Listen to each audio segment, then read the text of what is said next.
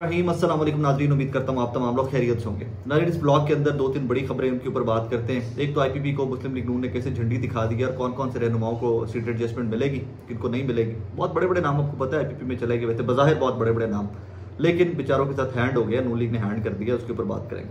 सबसे इंपॉर्टेंट बात मेरे नज़दीक है डॉक्टर यास्मीन राशिद, उनके कागजात नामजदगी।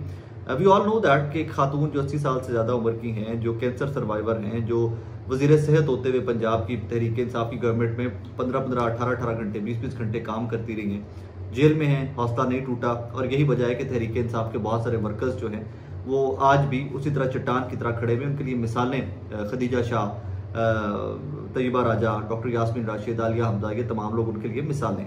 आगे चलिए तो डॉक्टर यास्मीन राशिद साहबा के मैंने पहले भी आपको अपडेट किया कि उनके कागजात नामजदगी का हसूल भी बहुत बड़ा मरहला था। हसूल के बाद जब उनके शौहर रशीद नबी मलिक साहब जो है वो कागजात नामजदगी कल जमा करवाने गए हैं, तो उनको पुलिस ने पहले कहा जी हमें फाइलें चेक करवाएं, फाइलों के अंदर क्या है। उन्होंने कहा यार तुम लोग का क्या लेना देना, इससे रिटर्निंग ऑफिसर का काम है, वो फाइलें चेक कर लेगा। उसके बाद उनसे फाइलें छीनी गई हैं। छीनने के बाद उनको जख्मी किया गया। मैं फोटो भी आपको दिखाने की कोशिश करता हूँ कि वो कैसे उनसे फाइलें छीनी गई हैं, उनको कैसे जख्मी किया गया। जख्मी करने के बाद मलिक साहब को दो मुख्तलिफ पुलिस स्टेशन जो थे लाहौर के, वहां पे चक्कर लगवाए गए और उसके बाद उनको रिहा कर दिया गया। लेकिन नॉमिनेशन पेपर फिर भी उनको सबमिट करने की इजाजत नहीं दी गई। अब सवाल यहाँ पर यह पैदा होता है कि डॉक्टर यास्मीन राशिद जो जेल में है, जो इंडिपेंडेंटली अपनी इलेक्शन कैंपेन भी नहीं कर पा रही है कि वो हल्के में जा रही हैं, कुछ गली मोहल्ले की सियासत कर रही हैं, जाके जेल से जुलूस कर रही है, नो, वो सिर्फ जेल के अंदर कैद है इस टाइम के ऊपर। लेकिन उनकी पॉपुलैरिटी, इमरान खान की पॉपुलैरिटी से मियां नवाज शरीफ साहब इस कदर खौफजदा हो चुके हैं कि जनाब जेल में मुकैयद खातून जो हैं उनके नॉमिनेशन पेपर भी उन्होंने फाइल नहीं होने देने। अब यही बज़ाहिर तो इंप्रेशन यही आ रहा है कि मियां नवाज शरीफ साहब और उनकी पार्टी इतनी फ्राइटेंड है यास्मीन राशिद साहिबा से कि जनाब किसी भी हद तक जाकर उनके नॉमिनेशन पेपर्स जो हैं वो फाइल नहीं करने दिए जाएंगे। मियां महमूद रशीद साहब, पुराने लीडर पाकिस्तान तहरीक इंसाफ के, बहुत अरसे से चले आ रहे तहरीक इंसाफ के साथ, मुकैयद हैं, जेल में हैं, उनके अपने नॉमिनेशन पेपर्स तो फाइल करने नहीं दिए गए। उनकी साहबजादी ने, बेटी ने नॉमिनेशन पेपर फाइल किए हैं, तो उसके बाद ये कह दिया गया कि जनाबे वाला आप जाकर नेशनल बैंक पे अपनी फीस जमा करवा के आए। वो फीस जमा करवाने जाती हैं तो वहाँ का मैनेजर कहता है कि मैडम हम आपके नहीं फीस जमा कर सकते।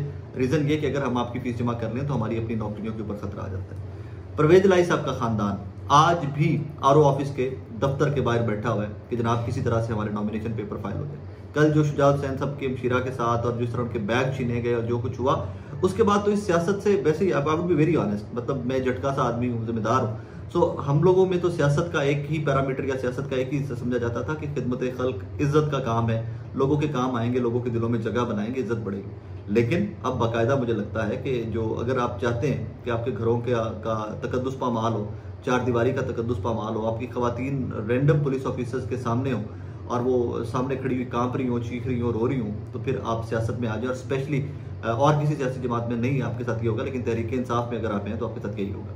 मतलब क्या कर रहे हो यार, किस किस्म की सियासत है ये, किस किस्म का इलेक्शन है। इस इलेक्शन से आई would be very honest being a Pakistani, मुझे लगता है कि इस इलेक्शन की जरूरत ही नहीं थी। नवाज शरीफ साहब के नाम एक खत लिख दिया जाता है, आज से वजीर आजम पाकिस्तान मियां मोहम्मद नवाज शरीफ साहब हैं और ताहुक्म सानी निज़ाम वही चलाएंगे, अभी भी वही चला रहे हैं। केयर टेकर सेटअप भी कौन सा केयर टेकर सेटअप है, ताहुक्म सानी मियां नवाज शरीफ साहब निज़ाम चलाएंगे। जब वो कहेंगे दिन है तो दिन है, जब वो कहेंगे रात है तो रात है, जिसको वो कहेंगे पकड़ लो उसको पकड़ लिया जाएगा, जिसको वो कहेंगे छोड़ दो उसको छोड़ दिया जाएगा, जिसको वो कह देंगे कि चोर है वो चोर है, जिसको वो कह देंगे कि वो हाजी साहब है, हाजी सनाउल्ला है, वो हाजी सनाउल्ला बन जाएगा। उसके बाद अगर इसी किस्म की सियासत करवानी थी तो कौम का वक्त, कौम का पैसा, कौम के इमोशंस, कौम की एनर्जी को क्यों ज़ाया कर रहे हैं। कोई ज़रूरत नहीं है इस तरह के इलेक्शन की। टू बी ट्रू, आगे चलते जाए, इनको जाने दें आगे चलिए। तो हमें पता है कि 9 मई के बाद 8 जून को एक पार्टी वजूद में आई पंजाब के अंदर, जिसका नाम रखा गया इस्तेहकाम पाकिस्तान पार्टी, जिसका नारा यह था कि पाकिस्तान में इस्तेहकाम लाने की हम कोशिश करेंगे, स्टेबिलिटी लाने की कोशिश करेंगे।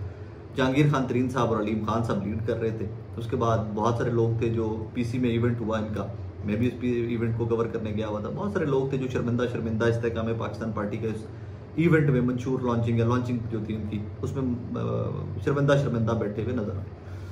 अब कहानी क्या होती है कि जनाब इस्तेहकाम पाकिस्तान पार्टी में ये तमाम लोग चले भी गए। इनमें से काफ़ी सारे लोग वो थे जो साबिका वज़रा भी थे, वफाक के भी थे, सूबाई वज़रा भी थे पंजाब के, और ये चले गए। उसके बाद भी इनको कोई फ्यूचर अपना नज़र नहीं आया। एंड में कहानी किस तरफ जाती है कि जहांगीर खान तरीन साहब, अलीम खान साहब जो हैं, नून लीग के साथ सीट एडजस्टमेंट की बात निकलती है जी कि नून लीग के साथ सीट एडजस्टमेंट की जाएगी। उसमें काफ़ी सारी गुफ्तगू चलती भी रही, स्टेटमेंट्स भी आती रही कि जी हमारे मुज़ाकरात जारी हैं, आज भी हसन इकबाल साहब की स्टेटमेंट आई हुई है कि जनाब हमारे मुज़ाकरात जारी हैं, लेकिन एट वंस झंडी दिखा दी गई इस्तेहकाम पाकिस्तान पार्टी को नून लीग की जानिब से।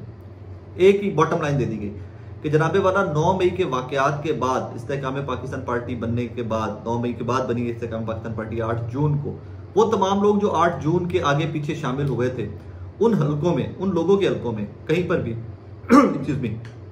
कहीं पर भी इस्तेहकाम पाकिस्तान पार्टी सीट एडजस्टमेंट नहीं करेगी, नून लीग सीट एडजस्टमेंट नहीं करेगी इस्तेहकाम पाकिस्तान पार्टी के साथ। किन लोगों के साथ सीट एडजस्टमेंट करेगी? 2-3 इसमें नुकात बड़े अहम है, वो समझने की जरूरत है। एक तो वो बड़े बड़े नाम जो तहरीक इंसाफ से गद्दारी करके गए थे, ना घर के रहे ना घाट के रहे, ना उनको हलकों में निकलते हुए, अगर उनकी एडजस्टमेंट नहीं होती तो उसके बाद उनको हलकों में निकलते हुए उनकी हालत देखिएगा। आप भी यहाँ पे, मैं भी यहाँ पे, वो फुटेजेस तो आती रहेंगी, लोग मोबाइल का दौर है, वीडियोस तो आती रहेंगी, आप उनके हालात देखिएगा। सबसे पहले मिसाल देता हूँ लाहौर से डॉक्टर मुराद राज साहब। अगर इनकी सीट एडजस्टमेंट नून लीग के साथ नहीं होती तो इनको देखिएगा 4थे-5वें नंबर पर आएंगे इस्तेहकाम पाकिस्तान पार्टी के टिकट के ऊपर, और हल्के में निकल कर इनके लिए इलेक्शन कैंपेन करना अजाब बन जाएगा। इसी तरह हमारे एक और दोस्त हैं हाफजाबाद से मामून जाफर तारड़ साहब थे, पीटीआई के टिकट पर पहली दफा एमपीए बने, पहला इलेक्शन लड़ा, सूबाई सीट का जीत गए, और उसके बाद उनके मद्दे मुकाबिल थे शाहिद हुसैन भट्टी साहब, जो अब भी नून लीग के टिकट के ऊपर शाहिद हुसैन भट्टी साहब मद्दे मुकाबिल हैं। मुझे इस चीज़ का सवाल का जवाब अक्सर नहीं मिलता था कि कैसे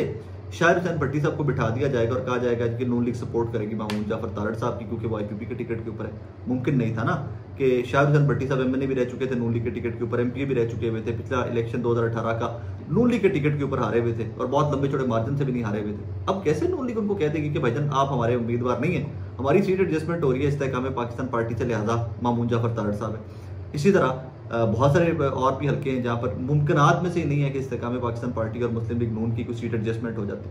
फिर उनको आगे एक और पैगाम दिया गया आईपीपी को नून लीग की जानिब से कि जनाबे वाला, अगर आपने सीट एडजस्टमेंट वाकई हमसे करनी है तो अपनी लिस्टें जो है ना, जो अपनी लंबी चौड़ी लिस्टें आप उठाकर बैठे हुए हैं, आमिर कियानी साहब से शुरू हो जाए और जो लाहौर के मुराद राज तक और हाफजाबाद से होते हुए एक 2 लोग जो हर जिले से इस्तेहकाम पाकिस्तान पार्टी में चले गए थे, आप तमाम लोगों की लिस्टें बहुत छोटी करें, वरना आपका और हमारा मामला आगे बढ़ता हुआ दिखाई नहीं दे रहा। इसमें एक और चीज़, मोहम्मद मालिक साहब हमारे बड़े सीनियर जर्नलिस्ट हैं, उनकी खबर है, उनको नून लीग के किसी साहब ने बताया, उन्होंने कहा कि यार इन हालात में हम फंसे हुए हैं, इस भंवर में हम फंसे हुए हैं कि नून लीग एड़ी चोटी का जोर लगा रही है कि हम टिकट उन लोगों को दें कि जिनके साथ से नून लीग का टिकट हट भी जाए ना, अगर साइड पे भी कर दें, तो जिनको अपना 50-60%, 70% वोट हो हल्के में, तो फिर हम उनको टिकट दें। मतलब ये कि नून लीग के टिकट की वर्थ इस टाइम के ऊपर कुछ नहीं, सब मिलकर इकट्ठे होकर लड़े तो फिर है। और अब अगर उस नून लीग की जिसकी अपनी टिकट की कोई वर्थ नहीं रह गई हुई और जो कह रहे हैं कि हमने टिकट उनको देने हैं जिनके अपने जाती वोट हैं, वो इस्तेहकाम पाकिस्तान पार्टी के साथ एडजस्टमेंट कर लेते हैं, तो नून लीग का वोटर क्या इस्तेहकाम पाकिस्तान पार्टी के कैंडिडेट को वोट देगा? ये बहुत बड़ा पॉलिटिकल सवालिया निशान है, सियासी सवालिया निशान है, और मुझे इसका जवाब बड़ा बज़ाहिर साफ सुथरा सादा सा नजर आ रहा है कि नहीं जनाब, उनको वोट नहीं पड़ेगा, उल्टा नफरत बढ़ेगी। नून लीग का वोटर उल्टा इस्तेहकाम पाकिस्तान पार्टी के खिलाफ वोट डाल देगा, और नून लीग को शायद इस चीज़ का इदराक हो गया है। यही वजह है कि रेड फ्लैग दिखा दिया गया है इस्तेहकाम पाकिस्तान पार्टी को। बज़ाहिर नजर ये आ रहा है कि जहांगीर खान तरीन साहब को असम्बली पहुंचाने की कोशिश की जाएगी, अलीम खान साहब को असम्बली पहुंचाने की कोशिश की जाएगी, मुराद राज साहब आ जाएंगे, कर्नल हाशिम डोगर साहब जो हैं उनके ऊपर सीट एडजस्टमेंट हो जाएगी। उसकी बहुत सारी वजूहत हैं, उनके ज़ाती ताल्लुकात कुछ जो हैं वो वजूहत में से हो सकता है कि उनकी सीट के ऊपर नून लीग को सीट एडजस्टमेंट की सूरत हाल निकाल ले, वरना तो बहुत बड़े बड़े नाम जो गए थे, बज़ाहिर बहुत बड़े बड़े नाम जो गए थे, उनको सुर्ख झंडी दिखा दी गई है, और उनका फ्यूचर जो है वो ब्लीक हो गया हुआ है, डार्क हो गया हुआ है जनाब, क्योंकि पॉलिटिकल चांसेस जो हैं वो बहुत कम हो गए हैं, सियासी फ्यूचर जो है उनका मुस्तकबिल जो है वो बहुत डार्क हो गया हुआ है। यहाँ पर एक और चीज़ का ख्याल ज़रूर रखिएगा, इन तमाम हालात, इन तमाम फैसिलिटेशन, नून लीग के अपने सीनियर रहनुमा मोहम्मद मालिक साहब को बताया, उन्होंने कहा तमाम तर फैसिलिटेशन के बावजूद साढ़े पल्ले कख नहीं पाए, हम अभी भी कहीं पर स्टैंड नहीं कर रहे, तो फिर इस फैसिलिटेशन का, इस सारी सहूलतकारी का क्या फ़ायदा?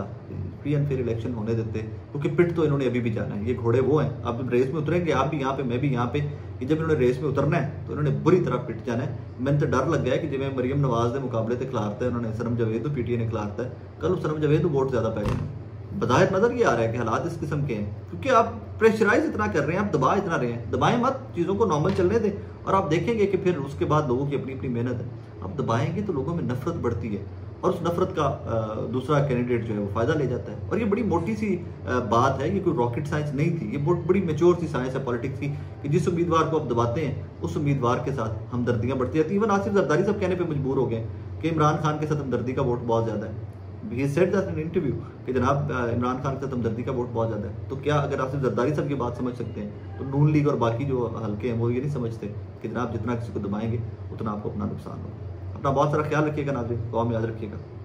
अल्लाह हाफ़िज़।